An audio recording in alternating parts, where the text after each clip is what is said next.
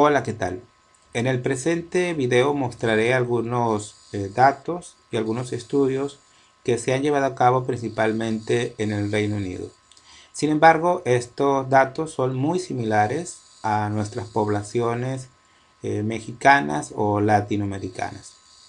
También voy a hacer referencias con números y al final vendrán dichas referencias. Así que si usted desea ahondar más o comprobar el comentario, la investigación en mención, podrá hacerlo al final de este video. Así que comenzamos. Más de un tercio de los adultos son ahora prediabéticos. En el año 2003, el 11.6% de los británicos tenían prediabetes. Para el 2011, esta cifra se había más que triplicado, alcanzando un 35.3%. Vemos que este dato es muy similar a otros datos que he presentado antes respecto a la población mexicana.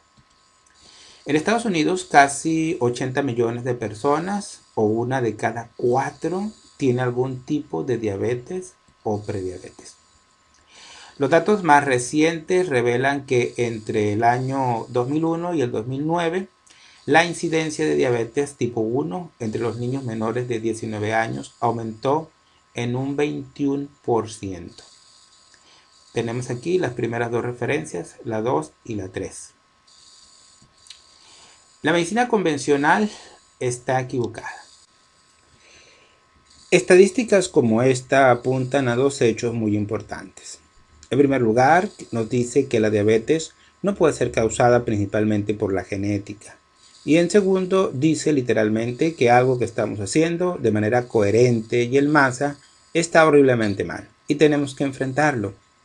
En este caso, algo mal que estamos haciendo es llevando una alimentación seriamente defectuosa y falta de actividad física. Desafortunadamente, el doctor Ron Rosedale escribió en el 2005: Doctors cause diabetics to die. Los médicos hacen que los diabéticos mueran. De sus recetas fallidas que surgen de una falta básica de una idea causante de esa enfermedad. DIE aquí es un acrónimo inteligente de exacerbación inducida por doctores, que de hecho incluye la muerte temprana. La medicina convencional tiene catalogada a la diabetes tipo 2 como un problema con el azúcar en la sangre, en vez del problema subyacente de la señalización inadecuada de leptina e insulina. La realidad es que la diabetes es una enfermedad arraigada en la resistencia a la insulina, referencia 4. Y tal vez, más importante aún, un mal funcionamiento de la señalización de la leptina causada por los niveles crónicamente elevados de insulina y leptina. Es por esto que el enfoque de la comunidad médica para su tratamiento no ofrece soluciones. El tratamiento de la diabetes tipo 2 con insulina es en realidad una de las peores cosas que puede hacer. Investigaciones recientes han llegado a las mismas conclusiones a las que advirtió el Dr. Rosedale hace alrededor de una década, y que es el tratamiento para la diabetes tipo 2 con insulina puede provocar aún más al desarrollo de la diabetes tipo 1. Y los médicos entrenados convencionalmente no solo están equivocados acerca de la causa de la enfermedad, sino que siguen transmitiendo información nutricional seriamente fallida, permitiendo así que la enfermedad se propague hasta alcanzar proporciones epidémicas. Definición de términos. Antes de entrar en el meollo de las causas y los tratamientos para la diabetes, vamos a aclarar la diferencia entre el tipo 1 y el tipo 2, y la aparición de la que algunos se refieren como la diabetes tipo 3. Los términos prediabetes y síndrome metabólico también necesitan ser explicados. Prediabetes, también conocida como tolerancia a la glucosa estropeada. Es un término utilizado para describir un estado previo de la progresión de la resistencia a la insulina. Se diagnostica convencionalmente por tener niveles de azúcar en sangre en ayunas entre 100 y 125 mg/dL. La prediabetes es muy fácil de revertir. simplemente cambiando los alimentos procesados por los alimentos enteros y orgánicos bajos en azúcar y carbohidratos que se convierten en azúcar en combinación con unos minutos de ejercicio diariamente. Esto rápidamente lo pondrá en el camino para revertir esta condición. Síndrome metabólico. A medida que su resistencia a la insulina avanza, su hígado produce un exceso de azúcar y grasa, y los músculos esqueléticos son menos capaces de quemar y hacer glucógeno, que es como se almacena la glucosa en los músculos y el hígado. A su vez, hay un aumento de azúcar y grasas en la sangre, causando altos niveles de triglicéridos y aumento de grasa corporal, especialmente grasa abdominal y aumento de la presión arterial. Tener 3 o más de un grupo de síntomas causados por la resistencia a la insulina, y ahora sabemos que la leptina también, triglicéridos altos, colesterol HDL bajo, mayor nivel de glucosa en sangre, presión arterial y mayor grasa en el vientre, es conocido como síndrome metabólico. Anteriormente se le conocía como síndrome X. Tipo 1. Diabetes dependiente de insulina. Tradicionalmente, la diabetes tipo 1 se desarrolla antes de los 20 años. Solía ser relativamente poco frecuente, pero como se señaló anteriormente, su incidencia está aumentando rápidamente. La diabetes tipo 1 es tradicionalmente una enfermedad autoinmune en la cual el sistema inmunológico destruye las células del páncreas productoras de insulina, causando incapacidad de producir insulina. Si no se trata, puede causar la muerte en días o semanas debido a coma hiperglucémico. Esta deficiencia de insulina es la razón por la que la diabetes tipo 1 se le conoce como dependiente de insulina. Actualmente no existe una forma conocida para revertir completamente esto.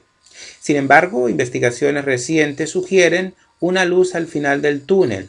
Por ejemplo, científicos de la Universidad de Columbia afirman que al desactivar un gen particular, las células intestinales humanas se pueden convertir en células productoras de insulina en respuesta al azúcar alimentaria. Ver referencias 5 y 6. Diabetes tipo 2. Es la diabetes no dependiente a la insulina. En la diabetes tipo 2, el páncreas produce algo de insulina, de hecho por lo general demasiada, pero es incapaz de reconocer la insulina y utilizarla correctamente. Esta es una etapa avanzada de la resistencia a la insulina, que normalmente es causada por una alimentación demasiado alta en azúcares y alimentos que se convierten en azúcar. Cuando se tiene una señalización inadecuada de insulina, el azúcar no puede entrar en las células y en lugar se acumula en la sangre. Si bien cualquier persona puede contraer la diabetes tipo 2, típicamente será catalogado en alto riesgo si tiene sobrepeso, es sedentario, es una mujer que tuvo diabetes gestacional, tiene familiares con diabetes tipo 2 o síndrome metabólico. Sin embargo, todos estos realmente tienen la misma causa subyacente de la resistencia de insulina y leptina.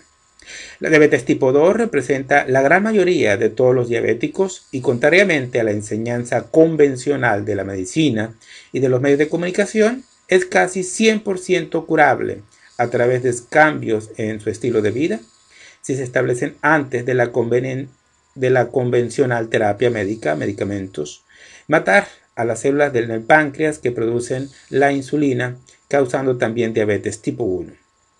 Ver referencia número 7. Un estudio confirma la terapia con insulina puede causar más daño que bien. Un estudio publicado el 30 de junio de 2014 en la revista JAMA Internal Medicine llegó a la misma conclusión que el Dr. Rosdell ha estado diciendo desde hace 2 décadas, que la terapia con insulina en pacientes con diabetes tipo 2 puede de hecho hacer más daño que bien. Según lo informado por el Medical News Today, ver referencias 8 y 9. En los Estados Unidos, la diabetes tipo 2 se diagnostica cuando los niveles de hemoglobina A1C llegan a 6.5% o más. Las personas con niveles superiores a A1C tienen riesgo de otros problemas de salud. A veces la condición puede ser controlada a través de cambios en su alimentación, pero otros pacientes con diabetes tipo 2 podrían necesitar medicamentos como insulina o metformina para ayudar a reducir sus niveles de azúcar en la sangre y finalmente reducir el riesgo de complicaciones de diabetes. Pero los investigadores de este último estudio afirman que los beneficios de dicho tratamiento, en especial en las personas mayores de 50 años, no siempre superan los efectos negativos. En muchos casos, el tratamiento con insulina no puede hacer nada para agregar años a la vida de una persona, dice el coautor del estudio John S. Judkin. Si las personas sienten que la terapia con insulina reduce su calidad de vida en 3-4%, esto sería superior a todos los posibles beneficios obtenidos por el tratamiento de casi cualquier persona con diabetes tipo 2 de alrededor de 50 años de edad. Por ejemplo, se estima que una persona con diabetes tipo 2 que inicia el tratamiento con insulina a los 45 años de edad y disminuye sus niveles de hemoglobina a 1C en 1%, podría beneficiarse de una vida saludable de 10 meses extra. Sin embargo, para un paciente que inicia el tratamiento para la diabetes tipo 2 a la edad de 75 años, estiman que la terapia solo puede proporcionarle 3 semanas adicionales de vida saludable. Los investigadores dicen que esto generó la siguiente pregunta: ¿vale la pena los efectos secundarios provocados por las pastillas o inyecciones durante 10 o 15 años? Diabetes tipo 3 o diabetes cerebral podría ser responsable de la enfermedad de Alzheimer y glaucoma. Un cuerpo creciente de investigación sugiere que hay una poderosa conexión entre la alimentación y el riesgo tanto de enfermedad de Alzheimer y glaucoma, a través de vías similares que causan la diabetes tipo 2. Referencia 10. La enfermedad de Alzheimer fue denominada provisionalmente diabetes tipo 3 a principios del 2005, cuando los investigadores descubrieron que el páncreas no es el único órgano que produce la insulina. Su cerebro también produce insulina y esta insulina cerebral es necesaria para la supervivencia de las células del cerebro. Una caída en la producción de insulina en el cerebro puede contribuir a la degeneración de las células cerebrales y los estudios han encontrado que las personas con niveles más bajos de insulina y receptores de insulina en el cerebro a menudo tienen la enfermedad de Alzheimer. Ahora los investigadores han descubierto que la insulina tiene más funciones que simplemente regular el azúcar en la sangre. Su cerebro no requiere glucosa y en realidad funciona mejor quemando combustibles alternativos, especialmente cetonas. De hecho, el Dr. Grossell cree la quema constante de glucosa por el cerebro es el principal culpable de la enfermedad de Alzheimer y otros trastornos cerebrales. La insulina es en realidad multifuncional, que ayuda con el consumo de glucosa en las neuronas y la regulación de los neurotransmisores, como la acetilcolina, que son cruciales para la memoria y el aprendizaje. Por esta razón es que el disminuir su nivel de insulina en su cerebro afecta su cognición. Otra investigación muestra que los diabéticos tipo 2 pierden más de lo esperado del volumen del cerebro a medida que envejecen, especialmente la sustancia gris. Referencia 11. Este tipo de atrofia cerebral es otro factor que contribuye a la demencia. Según una reciente investigación, la diabetes cerebral también puede ser responsable de glaucoma. Referencia número 12. Como lo informó Medical News Today, los investigadores han propuesto un nuevo mecanismo de glaucoma que sugiere que la diabetes puede ocurrir en el cerebro y puede ser la causa de muchas enfermedades neurodegenerativas, incluyendo el glaucoma, un trastorno irreversible de la ceguera que afecta a casi 65 millones de personas en todo el mundo. El reciente documento titulado Glaucoma, la diabetes del cerebro, una hipótesis radical acerca de su naturaleza y la patogénesis, publicada en Medical Hypothesis, explora el glaucoma y las enfermedades neurodegenerativas relacionadas desde muchos puntos de vista y concluyó con un concepto multifacético e internamente coherente de que la glaucoma es la diabetes cerebral. Cada vez es más claro que el mismo proceso patológico que causa resistencia a la insulina y diabetes tipo 2 también puede ser el mismo para el cerebro. A medida que aumenta su consumo de alimentos azucarados y granos, su cerebro se ve abrumado por los niveles consistentemente altos de glucosa e insulina que afecta la señalización de insulina, lo que conduce a alteraciones en su forma de pensar y en sus habilidades de la memoria, causando eventualmente daño cerebral permanente. Además, cuando el hígado está ocupado procesando la fructosa, lo que su hígado convierte en grasa, dificulta gravemente su capacidad para hacer el colesterol, un bloque de construcción esencial en su cerebro que es crucial para la óptima función cerebral. De hecho, la creciente evidencia apoya la idea de que reducir significativamente el consumo de fructosa es un paso muy importante que usted puede tomar para prevenir la enfermedad de Alzheimer. Las causas arraigadas de la diabetes tipo 1. Contrariamente a la diabetes tipo 2, la tipo 1 podría no estar arraigada en la disfunción de insulina y leptina causada por el consumo excesivo de azúcar y de carbohidratos. Sin embargo, en los últimos años, la investigación nos ha dado pistas importantes sobre sus condiciones predisponentes. Dos de las más importantes que más o menos usted tiene el control son deficiencia de vitamina D. La investigación sugiere que evitar los rayos del sol puede jugar un papel importante en el desarrollo de la diabetes dependiente de insulina. Entre más se aleje del ecuador, mayor será el riesgo de nacer con o desarrollar diabetes tipo 1. Una clave importante para la prevención de la diabetes tipo 1 en los niños es garantizar que las mujeres embarazadas tengan almacenada vitamina D. También hay una fuerte evidencia de que esto puede disminuir el riesgo de autismo de su hijo. Una vez que su hijo nazca, asegúrese que reciba la suficiente exposición solar y uso racional de suplementos orales de vitamina D, ya que esto prácticamente podría eliminar el riesgo de diabetes tipo 1. Flora intestinal anormal. Un enfoque excesivo en un ambiente libre de gérmenes es otro posible factor colaborador que deteriora la función inmune. En el año 2008, la investigación con animales sugirió que las bacterias beneficiosas, probióticos, podrían proteger contra el desarrollo de diabetes tipo 1. Referencia 13. Hay una buena cantidad de evidencia de que un contribuyente a las crecientes tasas de diabetes tipo 1 es exponer a nuestros hijos a un ambiente demasiado estéril. Muchos padres religiosamente usan jabones antibacteriales y mantienen a sus hijos alejados del polvo natural, gérmenes, virus y otras suciedades de la infancia. Referencia 14. Los antibióticos que matan a todas las bacterias buenas y malas en el intestino también son usados en exceso durante la infancia. La lección aquí está bien dejar que su hijo se ensucie. Use jabón normal y agua para lavarse las manos. Evite los antibióticos a menos que sea absolutamente necesario y déles de comer alimentos fermentados naturalmente, tales como yogur, pepinillos y chucrut. Referencia 15. Es posible que también desee considerar probióticos de alta calidad, especialmente si usted o su hijo tienen que tomar antibióticos. Causas arraigadas de la resistencia a la insulina, prediabetes, síndrome metabólico y diabetes tipo 2. La diabetes tipo 2 implica la pérdida de la sensibilidad a la insulina y leptina. Esto hace que sea fácil de prevenir y revertirla casi al 100% sin medicamentos. Una de las fuerzas impulsoras detrás de la diabetes tipo 2 es un consumo excesivo de fructosa, que tiene efectos adversos en todas las hormonas metabólicas, incluyendo dos factores claves, insulina y leptina.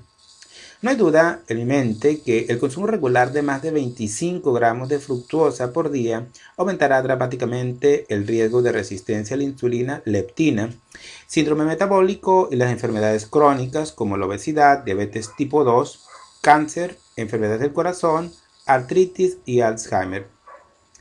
Es importante entender que a pesar de que la fructuosa tiene relativamente un bajo índice glicémico, al final en realidad reduce la afinidad del receptor insulina, lo que podría causar resistencia crónica a la insulina y niveles elevados de azúcar en la sangre.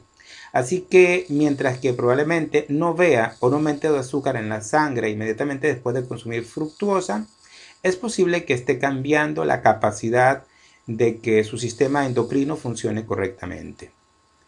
Otra de las principales causas de la diabetes tipo 2 es el consumo de glucosa derivado de una alimentación alta en carbohidratos, lo que ha sido recomendado por el último medio siglo, tanto por la medicina convencional como por los medios de comunicación.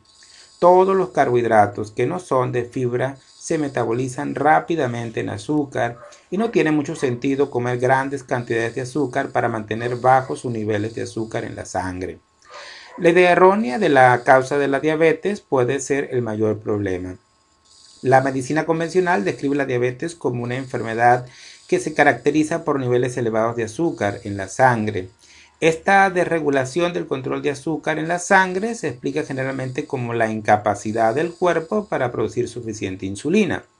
Para controlar la diabetes con este punto de vista sería racional recetar insulina o medicamentos que elevan la insulina para contrarrestar los niveles elevados de azúcar en la sangre. La realidad, sin embargo, es que la diabetes tipo 2 no es el resultado de una producción insuficiente de insulina. En realidad es el resultado de un exceso de insulina que se produce de forma crónica, principalmente por el alto consumo de carbohidratos y una alimentación baja en grasa recomendada por la ADA y la AHA con el fin de prevenir y tratar este problema. Esto abruma y ensordece sus receptores de insulina, de ahí el término resistencia a la insulina. Son los niveles de insulina crónicamente elevados los que crean esa resistencia para entender las señales enviadas por la insulina. Esto también ocurre con la leptina.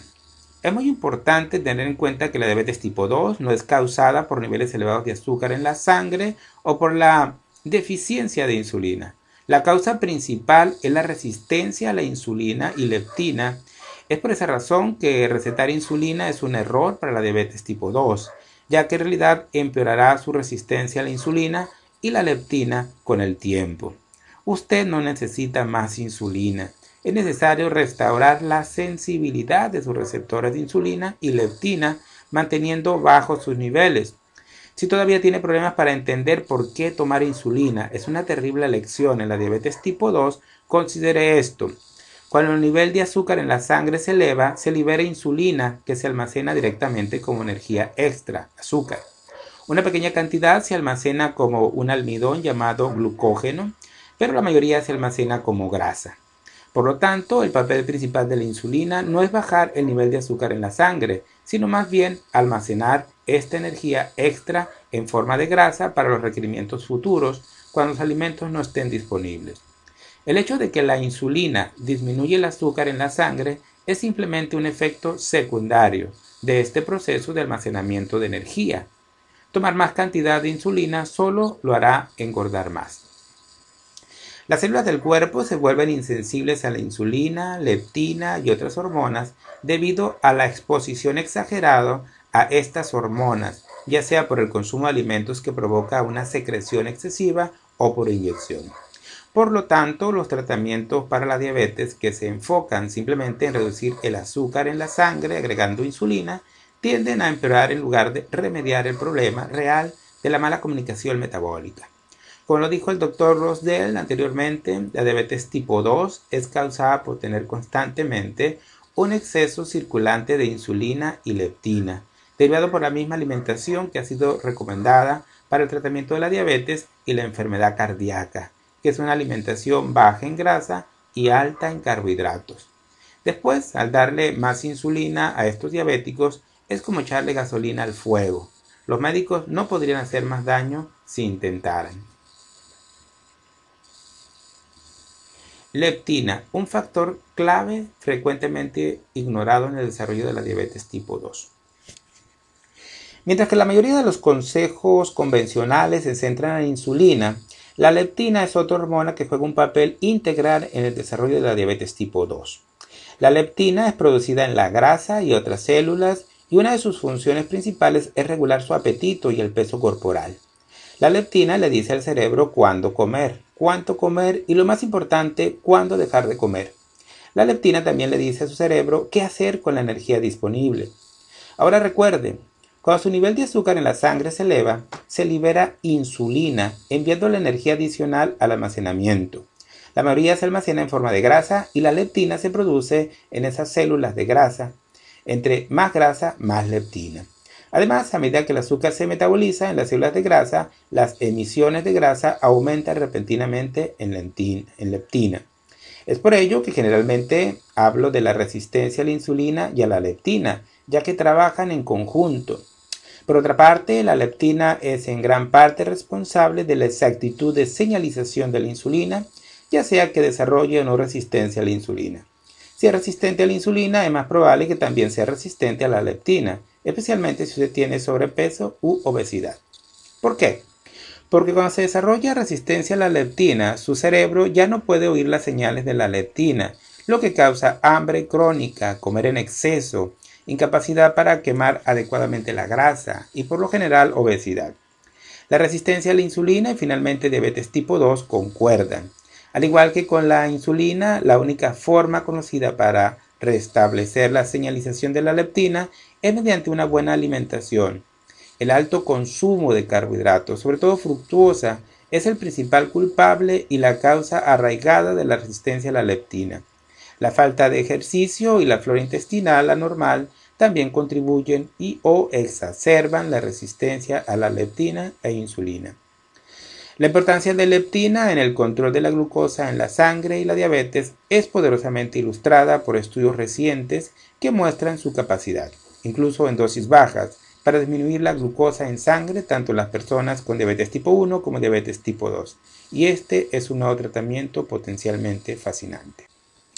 Deficiencia de magnesio, otro factor que aumenta el riesgo de resistencia a la insulina y la diabetes tipo 2. La deficiencia de magnesio es también digno de mención, mientras que todavía está sujeto a ser una causa fundamental de la diabetes tipo 2.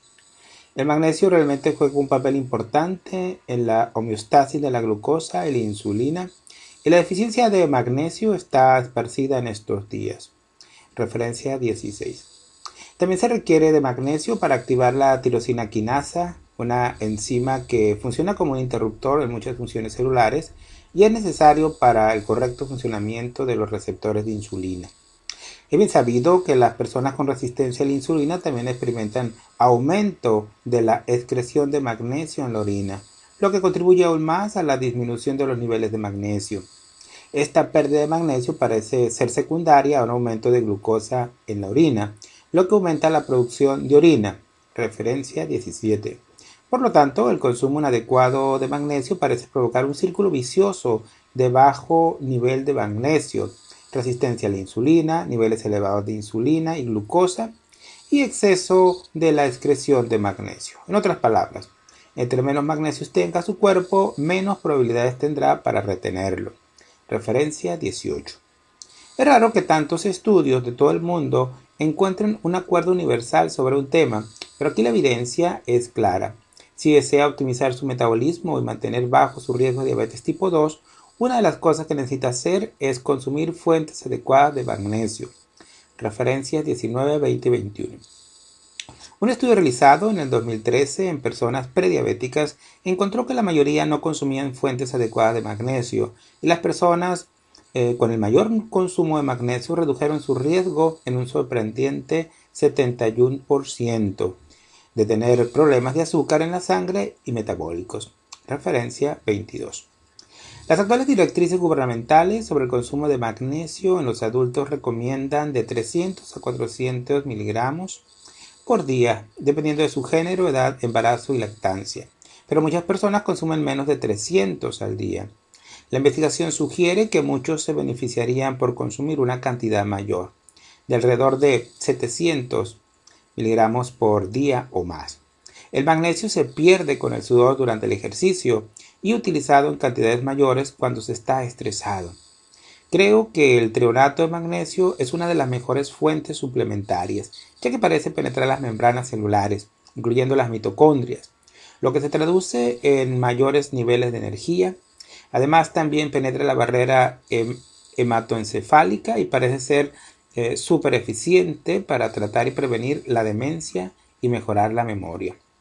Cualquiera que sea el suplemento que elija, asegúrese evitar el que contenga estearato de magnesio, un aditivo común pero potencialmente peligroso.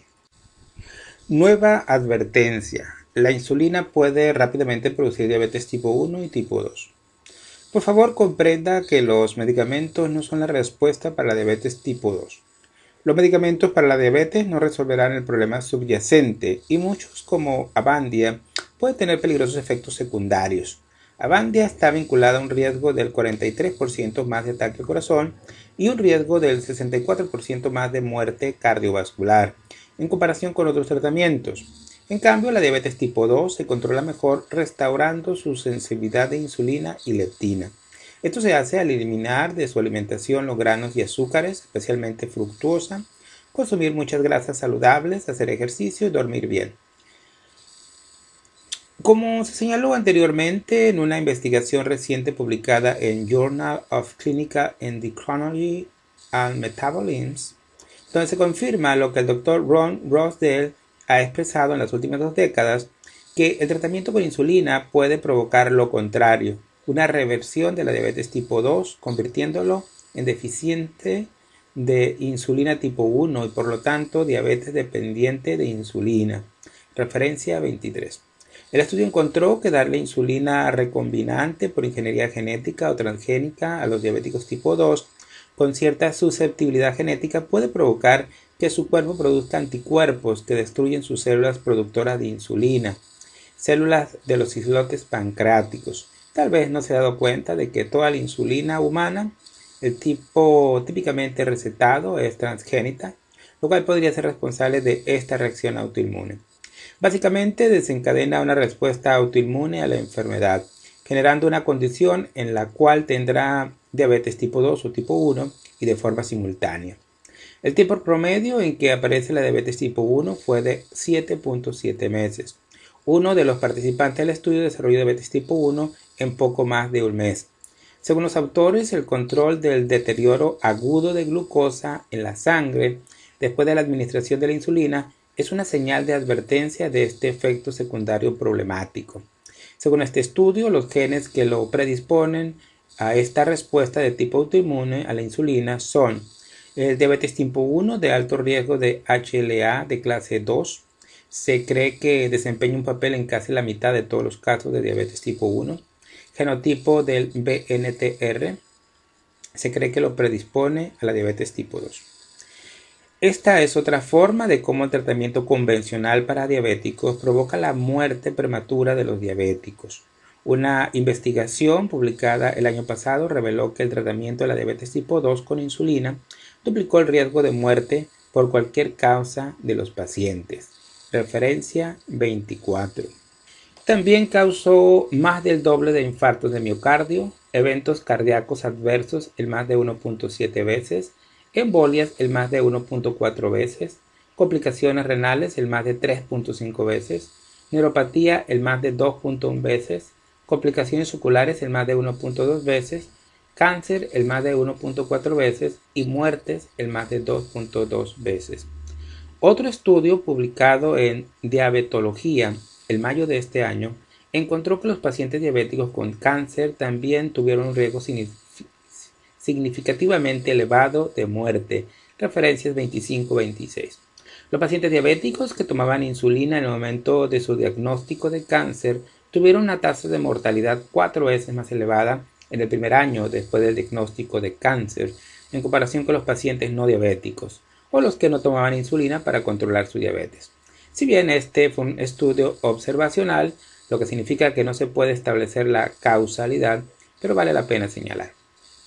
El Dr. Rosedale también dijo, todas estas tasas elevadas de enfermedades crónicas causadas por el tratamiento con insulina puede ser debido a que están haciendo exactamente lo contrario de lo que se ha demostrado en muchos estudios para reducir el cáncer, la mortalidad total y alargar la vida útil, que es reducir la insulina. De hecho, la diabetes tipo 2 es a menudo considerada como un modelo de envejecimiento acelerado debido a la insulina elevada.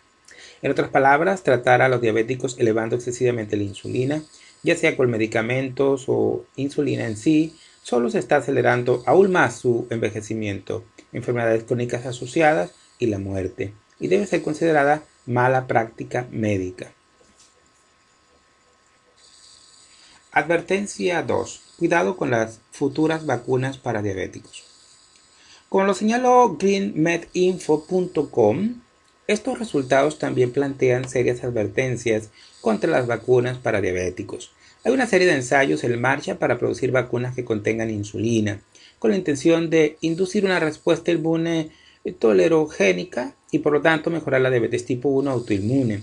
Claramente sus resultados son contrarios a esta expectativa, revelando que es posible que al introducir formas exógenas de insulina podría estimular la reacción opuesta e inducir autoinmunidad contra la hormona o las células en el páncreas responsables por su producción.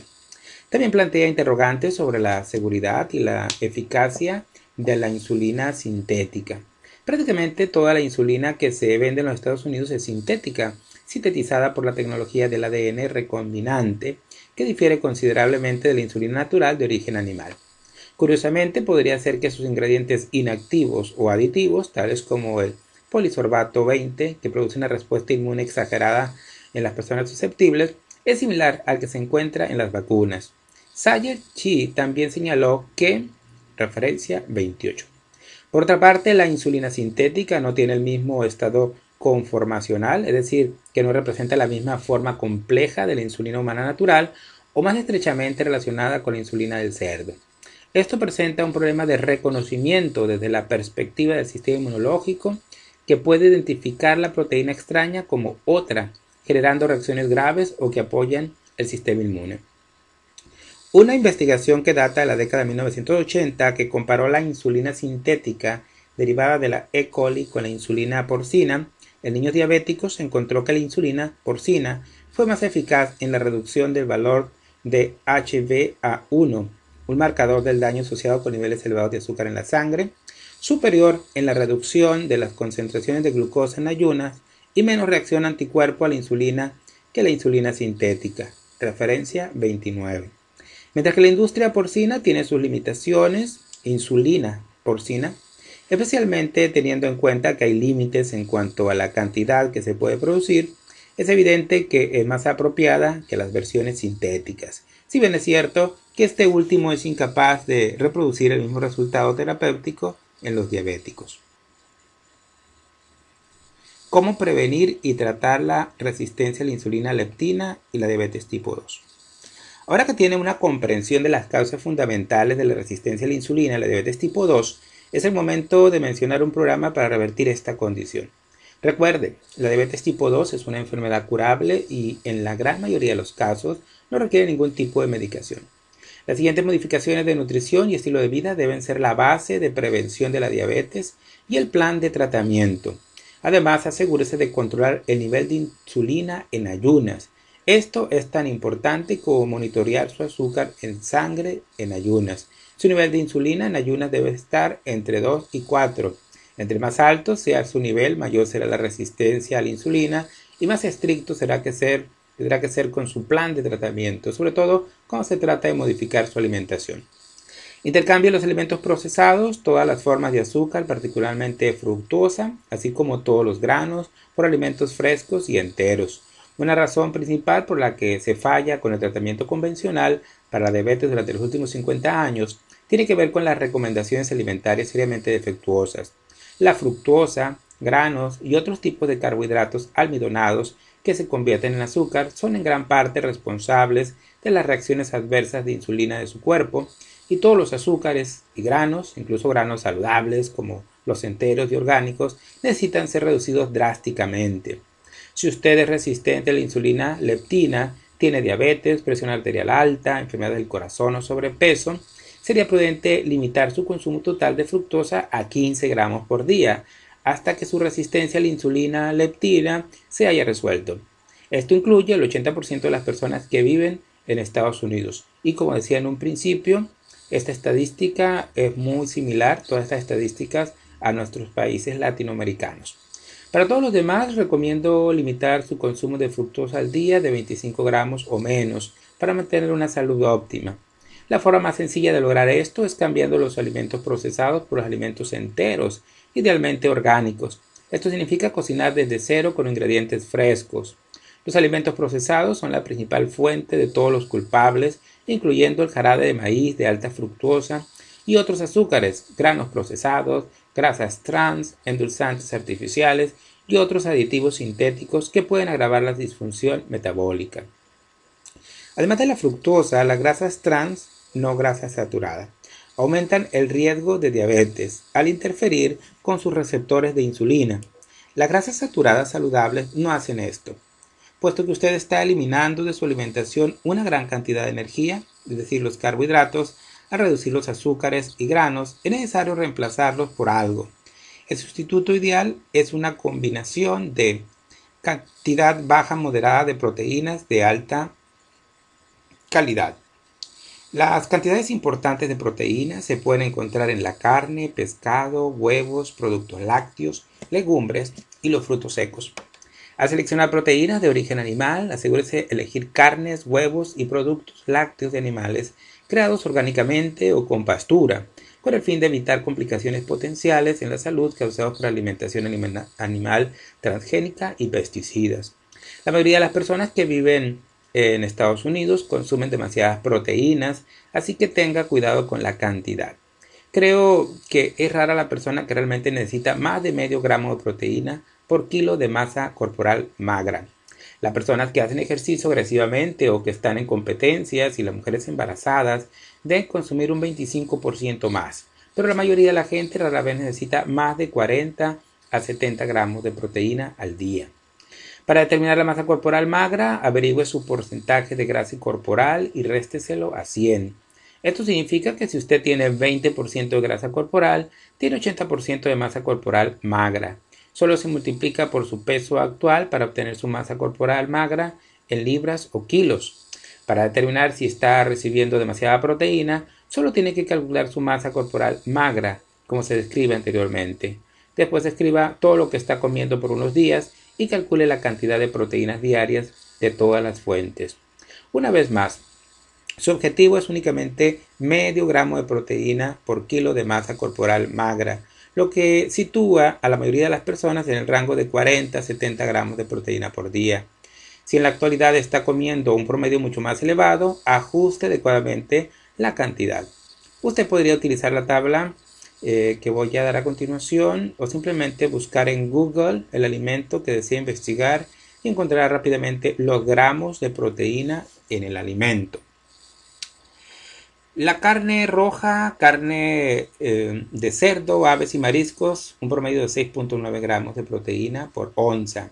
Una cantidad ideal para la mayoría de las personas sería una porción de 3 onzas de carne o mariscos, no 9 o 12 de filete, que le proporciona aproximadamente de 18 a 27 gramos de proteína. Las semillas y frutos secos contienen un promedio de 4 a 8 gramos de proteína por cada cuarto de taza. Los granos cocinados tienen un promedio de 5 a 7 gramos por taza. Los huevos contienen alrededor de 6 a 8 gramos de proteína por huevo. Así que un omelette hecho de 2 huevos equivale de 12 a 16 gramos de proteína. Si agrega queso, también es necesario calcular esa proteína. Revise la etiqueta de su queso. Los frijoles cocidos tienen un promedio de 7.8 gramos por cada media taza. La mayoría de los vegetales contienen alrededor de 1 a 2 gramos de proteína por onza. Grandes cantidades de grasa saludable de alta calidad, saturada y monoinsaturada. Referencia 31. Para una salud óptima, la mayoría de las personas necesitan más de 50-85% de sus calorías diarias en forma de grasas saludables. Algunas buenas fuentes son el coco, aceite de coco, aguacate, mantequilla, nueces y grasas animales. Recuerda que la grasa es alta en calorías mientras que es menor en términos de su volumen. Así que su plato debe contener más vegetales. Grandes cantidades de vegetales sin almidón. Haga ejercicio con regularidad e intensamente. Los estudios han demostrado que el ejercicio, incluso sin enfoque para perder peso, aumenta la sensibilidad a la insulina. Referencia 32. Mejore su relación de omega 3 y omega 6. La alimentación occidental actual tiene demasiadas grasas de omega 6 procesadas y dañadas y muy pocas grasas omega 3. Las principales fuentes de grasas de omega 6 son el maíz, la soya, la canola, el cártamo, el cacahuate, el aceite de girasol. Los dos primeros son típicamente transgénicos, lo que complica aún más las cosas. Nuestros cuerpos evolucionaron para una óptima relación de 1 a 1 de omega 6 y omega 3. Sin embargo, nuestra relación se ha deteriorado de 20 a 1 y de 50 a 1 a favor de las grasas omega 6. Esta relación desigual tiene consecuencias gravemente perjudiciales para la salud. Para remediar esto, reduzca el consumo de aceites vegetales, Esto significa no cocinar con ellos y evitar los alimentos procesados y aumentar las grasas omega 3 de origen animal. También debería incluir en su alimentación grasas omega 3 de origen vegetal encontradas en el aceite de nuez y el aceite de linaza. Solo recuerde que estas no pueden reemplazar las grasas omega 3 de origen animal. Mantenga niveles de vitamina D durante todo el año. Una nueva evidencia apoya firmemente la idea de que la vitamina D es muy benéfica no solo para la diabetes tipo 1, como se ha mencionado antes, sino también para diabetes tipo 2. La forma ideal para optimizar su nivel de vitamina D es mediante la exposición a la luz del sol o mediante el uso de una cama de bronceado segura. Como último recurso, considere monitorear regularmente su vitamina D junto con un suplemento oral para confirmar que está tomando suficiente vitamina D para obtener sus niveles sanguíneos en el rango terapéutico de 50-70. También tenga en cuenta que si usted toma suplemento de vitamina D, crea una mayor demanda de vitamina K2. Duerma lo suficiente todas las noches. La falta de sueño parece aumentar el estrés y el azúcar en la sangre, estimulando la resistencia a la insulina y leptina y aumento de peso. En un estudio de 10 años de duración de las 70.000 mujeres libres de diabetes, los investigadores descubrieron que las mujeres que dormían menos de 5 horas o más de 9 horas cada noche eran 34% más susceptibles a desarrollar síntomas de diabetes que las mujeres que dormían entre 7 y 8 horas cada noche. Referencia 34. Mantenga un peso corporal saludable. Si usted incorpora los cambios recomendados anteriormente en su alimentación y estilo de vida, mejorará en gran medida su sensibilidad a la insulina y leptina y con el tiempo tendrá un cuerpo saludable. Su peso corporal ideal dependerá de una variedad de factores, incluyendo su altura, edad, nivel de actividad general y su genética. Como norma general, busque una tabla de índice, cintura, cadera. Esto es mucho mejor que el índice de masa corporal para evaluar si podría o no tener un problema de peso, ya que el índice de masa corporal no puede determinar la forma muscular ni su masa grasa intraabdominal. La grasa visceral peligrosa que se acumula alrededor de los órganos internos, que es un potente indicador de la sensibilidad a la leptina y con muchos problemas de salud. Incorpore el ayuno intermitente. Si ha seguido al pie de la letra las directrices de alimentación y ejercicio y todavía no nota suficientes mejoras en su peso o salud en general, recomiendo encarecidamente incorporar el ayuno intermitente. Esto imita eficazmente los hábitos alimenticios de nuestros antepasados que no tenían acceso a los supermercados o alimentos durante todo el día. Ellos pasaban por periodos de escasez y hambruna, y la investigación moderna muestra que este ciclo produce una serie de beneficios bioquímicos, incluyendo mejoramiento de la sensibilidad a la insulina leptina, niveles bajos de triglicéridos y otros biomarcadores de salud y pérdida de peso.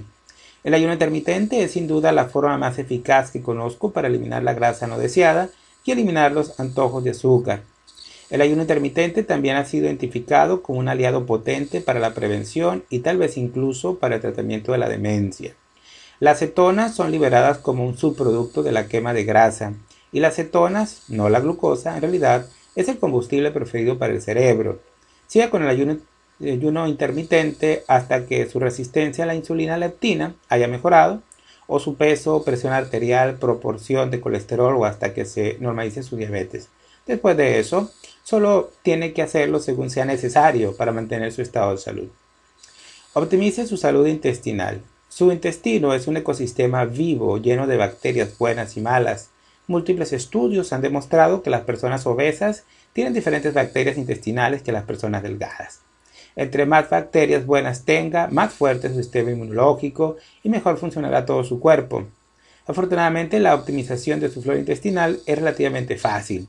Usted puede probar nuevamente su cuerpo con buenas bacterias al comer regularmente alimentos fermentados, como natto, queso crudo u orgánico, miso, vegetales fermentados, o al tomar un suplemento probiótico de alta calidad. Usted puede prevenir y tratar la diabetes. Usted no tiene que ser una víctima de la epidemia de diabetes que se desarrolla ante sus ojos. Simplemente tendrá que hacer algunos cambios en su estilo de vida y ser consciente acerca de sus hábitos. Los cambios mencionados anteriormente le impedirán que la diabetes se desarrolle. Eso podría ser una manera que había estado buscando para revertirla, ya sea que tenga resistencia a la insulina o tenga diabetes. Ninguna de estas estrategias es costosa ni difícil, sin embargo, requiere una medida de reflexión y disciplina honesta. Ahora que tiene un entendimiento completo de lo que realmente es la diabetes y cómo se desarrolla, puede mantenerse alejado de los patrones de comportamiento que perjudican su salud e incorporar las medidas que mejoren su calidad de vida. Una vez más, la diabetes tipo 2 implica la pérdida de la sensibilidad a la insulina y leptina, que es fácilmente prevenible y casi 100% reversible sin medicamentos, solo abordando sus hábitos alimenticios y de estilo de vida, como el ejercicio, el sueño, el ayuno intermitente. Lo invito a hacer un inventario de estilo de vida para ver en dónde podría mejorar. Por ejemplo, revise sus patrones de alimentación. ¿Cuánta azúcar y carbohidratos que se convierten en azúcar está consumiendo todos los días? ¿Es el jarabe de maíz un alimento básico en su alimentación, oculto en los alimentos procesados que compra regularmente? ¿Le gusta perder su tiempo en el centro de las tiendas o en las orillas? La mayoría de los alimentos procesados provienen de los pasillos centrales. ¿Es usted un comedor emocional? ¿Tiende a excederse en alimentos chatarra cuando se siente triste o enojado? Evalúe su nivel de actividad. ¿Está haciendo suficiente ejercicio semanalmente? ¿Está obteniendo suficiente luz del sol? ¿Ya evaluó sus niveles de vitamina D últimamente? A menos que esté muy bronceado, que es la única manera de saber su nivel, ¿es necesario considerar un suplemento de vitamina D? ¿Está consumiendo suficiente magnesio en su alimentación? Los primeros signos de deficiencia de magnesio incluyen pérdida de apetito, dolor de cabeza, náuseas, fatiga y debilidad. Una deficiencia de magnesio en curso puede conducir a síntomas más graves como espasmos musculares y ritmos cardíacos anormales.